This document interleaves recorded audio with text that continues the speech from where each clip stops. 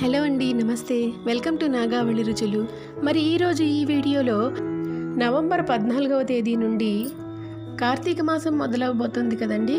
మరి ఈ కార్తీక మాసంలో కార్తీక పురాణం 30 రోజులు 30 అధ్యాయాలను కూడాను ప్రతిరోజు ఒక్కో అధ్యాయం చెప్పున మీతో షేర్ చేసుకోవడానికి మీ ముందుకు వచ్చానండి. మరి అంతకన్నా ముందుగా ఛానల్ని కనుక మీరు ఫస్ట్ టైం విజిట్ చేస్తున్నట్లయితే, ఈ వీడియో మీకు నచ్చినట్లయితే ప్లీజ్ లైక్, షేర్, కామెంట్ చేయండి. అలాగే ఛానల్ని సబ్స్క్రైబ్ చేసుకుని పక్కనే ఉండే బెల్ ఐకాన్ని యాక్టివేట్ చేసుకోండి. అలాగే వీడియోని చివరి వరకు వాచ్ చేయండి ఫ్రెండ్స్. మరి లేట్ లేకుండా వీడియోలోకి వెళ్ళిపోదాం. కార్తీక పురాణం 1వ అధ్యాయం.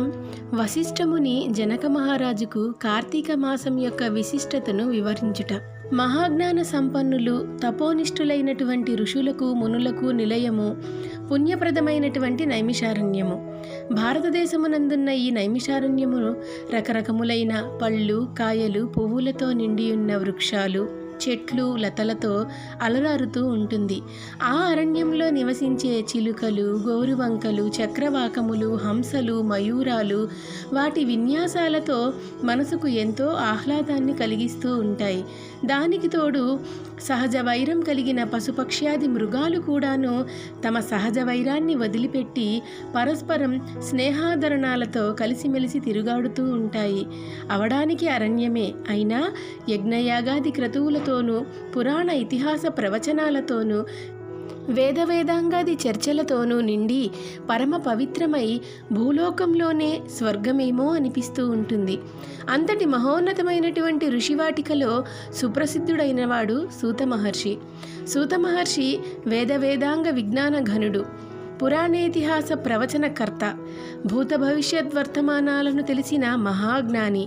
తనకు గల మధుర మంజుల వచో సామర్థ్యంతో వేద ధర్మాలను, వేద విజ్ఞానాన్ని సవిస్తరంగా వివరించి చెప్పగల మహామేధావి. సాక్షాత్తు భగవత్ స్వరూపుడైనటువంటి ఆ మహనీయుని వలననే నైమిషారణ్యం పరమ పవిత్రమై, సకల విజ్ఞాన క్షేత్రమై, మానవ ధర్మ ప్రబోధకమై ప్రకాశిస్తూ ఉన్నది. ఒకానొక నాడు నైమిషారణ్యంలోని ఋషులంతా సూత మహర్షి దగ్గరకు వచ్చారు. తన వద్దకు వచ్చిన మహర్షులందరినీ సూతుడు గౌరవించి కూర్చోబెట్టి అందరూ ఒకేసారి వచ్చిన కారణం ఏమిటి అని ప్రశ్నించాడు. వచ్చిన వారిలో ఒకడైన ఋషులందరికీ నాయకుడైన సౌనకుడు సూత మహర్షికి నమస్కరించి, మీ కారణంగానే మేమంతా సమస్త వేద విజ్ఞాన సంపన్నులమై, కర్మ ధర్మాచరణ ప్రవర్తకులమై, యజ్ఞయాగాది తపోనిష్ఠులమై వృద్ధి పొందుతూ ఉన్నాము. మీ చేత కార్తీక మాస మహత్యమును చెప్పించుకొని వినాలని ఇలా వచ్చాము. కార్తీక మాసము హరిహరులిద్దరికీ పరమ ప్రీతికరమైనది. ఈ మాసములోని 30 రోజులు పరమ పవిత్రమైన పర్వదినాలే. ఈ మాసంలో చేసిన స్నాన, జప, తప, దానాలకు అపారమైనటువంటి ఫలసిద్ధి లభిస్తుంది అని విన్నాము. అంతటి విశిష్టమైన కార్తీక మాస వైభవాన్నంతటినీ సమస్త విశేషాలతో సవివరంగా వినిపించి మమ్మల్ని కృతార్థులను చేయవలసింది అని సవినయంగా ప్రార్థించాడు సౌనకుడు.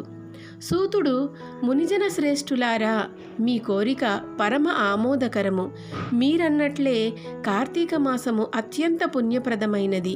ఈ మాసం కేవలం హరిహరులకు మాత్రమే కాదు, సమస్త దేవతలకు ప్రీతిపాత్రమైనది. ప్రతి మాసంలో ఏదో ఒక రోజు పర్వదినం ఉంటుంది. కానీ ఈ కార్తీక మాసంలో నెల రోజులు పర్వదినాలే. ఈ మాసం ధర్మ కార్యాచరణలకు, నియమనిష్టలకు నిలయము. ఈ కార్తీక మహత్యం విన్నవారికి పుణ్యగతులు లభిస్తాయి. ఈ మాసంలో కర్మసాక్షి అయిన ఆ సూర్యభగవానుడు తులారాశిలో సంచరిస్తూ ఉంటాడు. కనుకనే ఈ మాసంలో చేసిన పూజలు, వ్రతాలు, దాన ధర్మాలు, దీపారాధనలు, నక్తములు, ఉపవాసములు, పురాణ శ్రవణములు అనేక జన్మలలో చేసిన పాపాలను హరింపజేసి పుణ్యగతులను ప్రసాదిస్తాయి. అభీష్ట సిద్ధి లభించి జీవితం సుఖమయమై సాగిపోతూ ఉంటుంది. ఇహపరాలలో ఉత్తములై వర్ధిల్లుతారు. మానవ శ్రేయోభిలాషులై తరించే మీకు ఈ పురాణాన్ని వినిపించడం వలన నేను ఉత్తమగతిని పొందుతాను అన్నాడు. మహామునులారా, ఈ కార్తీక పురాణమును గురించి స్కాంద పురాణంలో ఉంటుంది. దీనిని మొట్టమొదట ఆ పరమేశ్వరుడు పార్వతీదేవికి, శ్రీమన్నారాయణుడు శ్రీ మహాలక్ష్మికి, చతుర్ముఖుడు అయినటువంటి బ్రహ్మ నారద మహర్షికి, నారదుడు వశిష్ఠ మహర్షికి, వశిష్ఠుడు జనక మహారాజుకి వివరంగా చెప్పారు. వశిష్ఠుని దయ వలన ఈ కార్తీక మాస మహత్యాన్ని వినే అదృష్టం నాకు కలిగింది. నేను విన్న ఆ విశిష్టమైనటువంటి పురాణాన్ని మీకు వినిపిస్తాను. సావధాన మనస్కులై విని తరించండి. ఒకనాటి పవిత్ర దినాన వశిష్ఠ మహర్షి మిథిలా నగరానికి వచ్చి జనక మహారాజు దగ్గరకు వెళ్ళారు. రాజర్షి అయిన జనకుడు వశిష్ఠ మహర్షికి సగౌరవంగా సముచిత మర్యాదలు చేసి మీ రాకకు కారణం ఏమిటి అని అడిగాడు. అందుకు వశిష్ఠుడు, జనకరాజా, నేను సిద్ధాశ్రమంలో యాగం చేయాలని సంకల్పించిన యాగానికి నీ సహాయం అడుగుదామని వచ్చాను అన్నాడు. దానికి జనకుడు, మహర్షి, మీ యాగానికి కావలసిన ధనాన్ని, అనేక విధాలైన సంభారాలను అన్నింటినీ మీ కోరికను అనుసరించి మీకు సమర్పిస్తాను. నాకు నా సంపదలకు ఇంతకంటే గొప్ప ప్రయోజనం ఏముంటుంది అంటూ వినయంగా అంగీకరించాడు. మునిజన శ్రేష్ఠుడవైన ఓ వశిష్ఠ మహర్షి, నాకు చాలా కాలం నుండి ధర్మార్థ కామమోక్ష ప్రదాయకమైన సర్వ పాపహరమైన కార్తీక మాస మహత్యాన్ని వినాలని కోరిక. కనుక నా యందు అనుగ్రహం ఉంచి కార్తీక పురాణాన్ని వినిపించి నన్ను కృతార్థుడిని చేయమని ప్రార్థించాడు.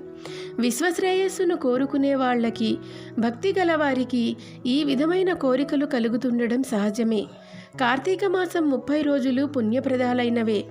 ఈ కార్తీక మాసంలో చేసే జపతపాలకి, స్నానదానాలకి, వ్రతాలకి అనంతమైన ఫలితం కలుగుతుంది అని, ఈ మాసంలో ఆచరించవలసిన విధి విధానాల గురించి, ఈ మాస మహత్యాన్ని గురించి స్కాంద పద్మ పురాణాలు 2 వివరంగా చెప్పాయి.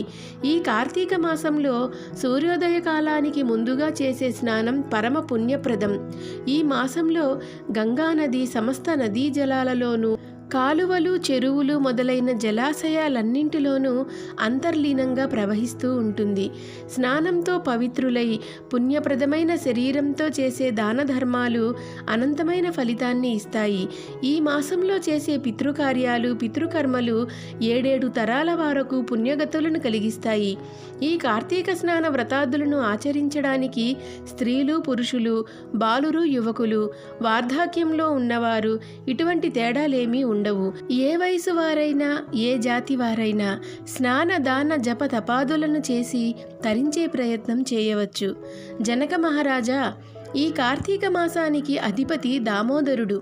కనుక దామోదరుని పూజ, కేదారేశ్వర వ్రతములను ఈ కార్తీక మాసంలో ఆచరించడం వలన శివకేశవులిద్దరి అనుగ్రహం అపారంగా లభిస్తుంది. జలరాశులన్నిటిలో అంతర్లీనంగా ఉన్న గంగాదేవి అనుగ్రహము లభిస్తుంది. సూర్యోదయానికి పూర్వమే చేసే స్నానం ముక్తిప్రదమైనది. మనం కార్తీకంలో చేయవలసిన దాన ధర్మాలు, సంధ్యావందనాది నిత్యకర్మలు, తర్పణాలు, దీపారాధనలు, దీపదానాలు, వనభోజనాలు, సమారాధనలు, సోమవార వ్రతాలు, కార్తీక పూర్ణిమ నోము, ఇవన్నీ కేవలం పుణ్యాన్ని ప్రసాదించడం మాత్రమే కాక శరీరానికి తేజస్సును, శక్తిని, మేధస్సును, మనసుకు శాంతిని, స్థిరత్వాన్ని, స్థిమిత్వాన్ని, సంపదను కూడా కలిగిస్తాయి. భుక్తిముక్తులను ప్రసాదించే ఏకైక మాసం కార్తీక మాసం. ఈ కార్తీక మాసంలో ఏకభుక్తం, నక్తం, సోమవారాలు, పూర్ణిమ, ఏకాదశులు మొదలైన రోజులలో చేసే ఉపవాసాలు మోక్షప్రదాలు. పూర్తిగా ఉపవాసం చేస్తూ సంధ్యా సమయంలో తీర్థప్రసాదాలను స్వీకరించడం, ఉపవాసం చేయడం అనేవి పుణ్యముక్తిప్రదాలు. వారంతట వారుగా ఇతరులు పెట్టిన దానిని మాత్రమే భుజిస్తూ నిత్యము జపం, తపం, పురాణ పఠనం, దీపారాధన చేయడం, క్షేత్ర సందర్శనం మొదలైన వాటినన్నింటినీ భక్తి శ్రద్ధలతో చేయడం ఆయురారోగ్యదాయకమే కాక మోక్షకారకం కూడా. ఈ దీక్షతో కార్తీక సోమవార వ్రతం చేసిన ఫలితం లభిస్తుంది. ఇంతటితో మొదటి రోజు పారాయణం సమాప్తం. మళ్ళీ రేపు 2వ అధ్యాయంతో మిమ్మల్ని కలుసుకుంటానండి. వీడియో కనుక మీకు నచ్చినట్లయితే ప్లీజ్ లైక్, షేర్, కమెంట్ చేయండి. అలాగే ఛానల్ని సబ్స్క్రైబ్ చేసుకుని పక్కనే ఉండే బెల్ ఐకాన్ని యాక్టివేట్ చేసుకోండి. మరో చక్కని వీడియోతో మళ్ళీ మిమ్మల్ని కలుసుకుంటుంది మీ నాగావళి రుచులు. అంతవరకు సెలవు. Thank you for watching.